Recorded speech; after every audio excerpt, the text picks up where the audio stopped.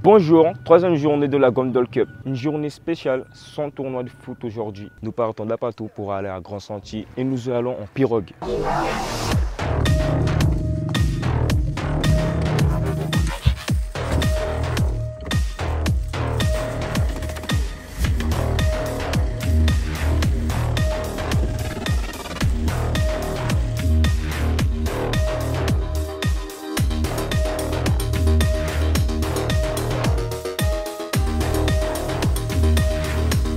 Pour lutter contre l'orpaillage illégal, la préfecture de Guyane a décidé de créer en 2019 l'unité spéciale appelée l'EMOPI.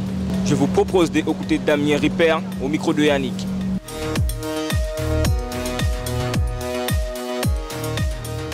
Vous êtes des responsables contre l'orpaillage illégal à la préfecture.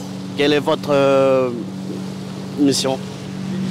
Bonjour, eh bien, en tant que chef d'état-major de la lutte, responsable de la coordination de la lutte contre l'orpaillage illégal, moi je me charge de faire en sorte de développer des missions dans les différents volets d'intervention de la puissance publique, à la fois dans le volet répressif, on a déjà vu, il y a l'opération Harpie qui travaille en forêt, dans le volet international avec des coopérations avec le Suriname, le Brésil et à l'échelle régionale, dans le volet économique parce qu'on cherche à installer des activités licites et notamment minières sur des anciens sites illégaux. Et finalement, comme on fait aujourd'hui, on cherche à développer l'action sociale. Parce que si c'est un phénomène international, c'est aussi un phénomène qui s'enracine localement et il faut qu'on puisse parler avec la population, voir comment la population ressent les enjeux et comment on peut l'impliquer dans un effort commun.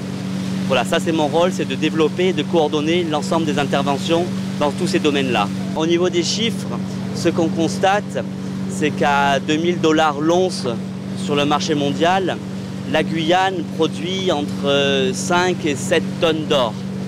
Et 80 à 90% de cette production est illégale. L'autre façon de le regarder, c'est de constater qu'il y a 400 sites illégaux miniers en Guyane française qui produisent 5 tonnes d'or, 7 tonnes d'or les années précédentes et il y a quelques années une dizaine de tonnes d'or. C'est à environ 7000 garimperos, un peu moins cette année, mais c'est une masse de garimperos qui va extraire de l'or en Guyane française, qui va le faire sortir du territoire. Qu'est-ce qu'il faudrait faire encore pour améliorer ces chiffres? Le palier où nous sommes depuis quelques années nécessite d'améliorer la réponse. Et pour cela, l'essentiel de l'effort a été fait dans le domaine répressif et il nous faut développer la réponse au niveau international. C'est ce que nous faisons avec le Brésil et le Suriname. Nous engageons des coopérations très techniques et très poussées avec le Brésil. Nous développons l'action diplomatique avec le Suriname pour obtenir un engagement politique sur ces enjeux centraux sur le Maroni. Et finalement, nous cherchons à travailler dans le domaine social et dans le domaine économique. Dans le domaine social, c'est pour faire en sorte que la population ne soit pas impliquée dans tous les trafics transfrontaliers qui favorisent l'orpaillage illégal sur le Maroni. Et dans le domaine économique, c'est de développer la réponse économique justement qui permettra de développer l'activité licite, l'activité légale, qui va permettre aux gens de travailler sur des mines légales, qui va permettre aux gens de travailler et de se détourner de tous les petits trafics de l'économie souterraine.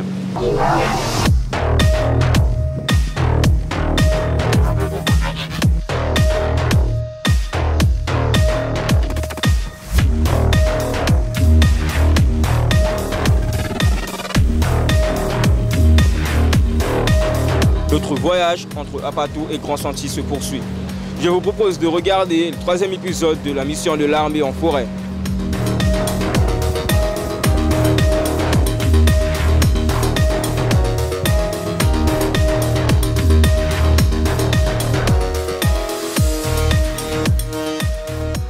Après 2h30 de marche, les militaires arrivent discrètement sur le premier chantier. Visiblement, le bouche à oreille a été efficace, les ouvriers clandestins se sont volatilisés. Comme vous pouvez le constater, malheureusement, on arrive et il n'y a personne. Le fait qu'on se soit fait peut-être sonner avant par les carbets qu'il y a de l'autre côté du fleuve au Suriname quand on a débarqué et l'individu qu'on a croisé qui a pu prévenir ses collègues, on arrive sur les chantiers et régulièrement c'est vide. Ils savent qu'on est présent, donc toutes les machines, on va dire, dans le secteur sont stoppées pour la journée parce qu'ils savent qu'on est là et au risque qu'on les chope. Donc ça les freine dans leur avancée. Seul témoin d'une présence humaine, un immense trou au milieu de la forêt, des détritus, des vêtements en train de sécher et la table à lever qui permet de séparer le sable et la terre de l'or. On était venu en tout début de mandat, où on est arrivé, tout était en place, pareil, et hier on avait coursé 7 garimpes là, qui avaient réussi à nous semer. Vu qu'on est tout proche du Suriname, vous avez vu où on a été déposé, là, on a marché peut-être 3 km. Pour eux, c'est très facile la logistique de ramener. Et si on casse un moteur, 2 jours après, le moteur est remplacé et ils relancent la machine. Comme un éternel recommencement pour freiner la progression des orpailleurs, les militaires vont de nouveau réquisitionner ou détruire le matériel sur place. On a quelques indices qui nous laissent croire qu'en fait, ils ont déjà caché tout le matériel dans l'eau. En gros, ce tronc-là, il est attaché avec une drisse. Et on peut voir qu'à l'autre bout, il y a une autre drisse. C'est-à-dire qu'il y a forcément quelque chose dans l'eau. Et là, le camarade, voilà, il nous a sorti un tuyau gratos. Donc c'est qu'il y a vraiment quelque chose dans l'eau. À mon avis, il va glisser, Nano. Ouais. Et il y a un truc qui nous bloque. À savoir qu'un tuyau comme ça, c'est environ 70 € le mètre. Donc là, ça leur met quand même un bon coup dans la logistique, quoi.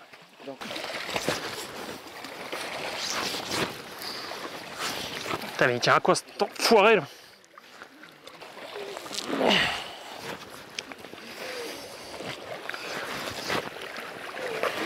Ça y est. Oui, il se pèse un crevé. 2, 3. Ok. Ouais. Donc en gros, on est en train de le débiter en petites portions pour pouvoir le mettre sous la table de levée. Et comme ça, quand on va allumer le feu, on est sûr que toute la portion de tuyau est bien cramée. C'est assez physique, oui. Il faut être un plus ou moins bon nageur. En l'occurrence, aujourd'hui, on n'a pas trop de chance. La barranque est plus profonde que d'habitude, sûrement dû à la montée des eaux, qui rajoute facile de 3 mètres, qui font largement la différence. Mais c'est vrai qu'en l'occurrence, on a plus la chance d'arriver à vraiment aller jusqu'au bout du tuyau et à trouver plus ou moins des moteurs, des motopompes. Voilà, aujourd'hui, c'est pas notre chance. Après 1 heure d'effort, le matériel retrouvé et brûlé sur place, le réquisitionner serait trop long et trop coûteux. La progression dans l'épaisse forêt peut reprendre. Le groupe est maintenant à la recherche du camp où les orpailleurs mangent et dorment. Il est en général à moins d'1 kilomètre des mines en exploitation.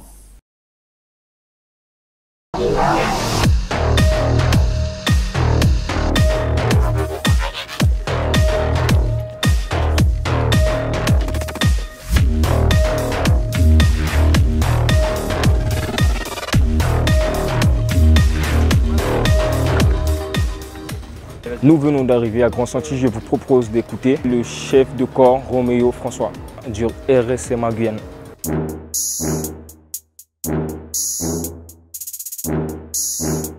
La structure du RSMA de la Guyane, c'est à peu près 1000 personnes. Il y a 850 jeunes volontaires qui sont répartis finalement en deux populations distinctes, ce qu'on appelle les volontaires stagiaires, qui sont ceux qui sont les plus éloignés du marché de l'emploi, qui viennent vraiment pour bénéficier de toute la prise en charge de la structure. Ils sont à peu près 650. Et il y en a 180, cette fois-ci des volontaires techniciens, qui eux viennent déjà avec un diplôme, mais à qui les employeurs n'ont pas forcément donné leur chance, tout simplement parce qu'ils manquaient d'expérience. Donc là, ils ont plutôt un diplôme, ils ne sont pas forcément complètement éloignés du marché de l'emploi, enfin, ils n'ont pas autant de difficultés, mais ils ont besoin d'une première expérience professionnelle. Cette première expérience professionnelle, je leur donne en leur offrant soit un emploi d'aide-moniteur, soit pour m'aider tout simplement dans les services de soutien à faire fonctionner la structure. L'objectif, c'est bien d'aider ces jeunes pour qu'ensuite ils puissent aider au développement de la Guyane. Et leur dire, parce qu'en fait c'est souvent le problème du jeune Guyanais, quand on vient de très loin ou qu'on vient d'un village qui est éloigné dans le fleuve, ces jeunes, ils n'ont tout simplement pas eu accès à un certain nombre de codes. Donc en fait, c'est souvent le premier qui vient, leur payeur illégal qui dit si vous voulez gagner de l'argent, vous en sortir de la vie, je vous propose cette solution. Nous, parce qu'on couvre l'ensemble du territoire, parce qu'on est capable de toucher ces jeunes au plus loin, on leur propose une solution qui est une solution alternative en leur disant il y a des alternatives à cet orpaillage illégal, il y a des alternatives au fait de servir de mule. Voilà, vous pouvez devenir quelqu'un, apprendre ces codes et vous insérer durablement en Guyane et aider au développement de la Guyane. C'est en fait finalement à ça qu'on sert, proposer une alternative qui est une alternative sociale, durable pour ces jeunes au travers effectivement d'un dispositif comme celui du SMA. C'est la fin de ce journal. On se retrouve demain pour la 4e journée Golden Cup.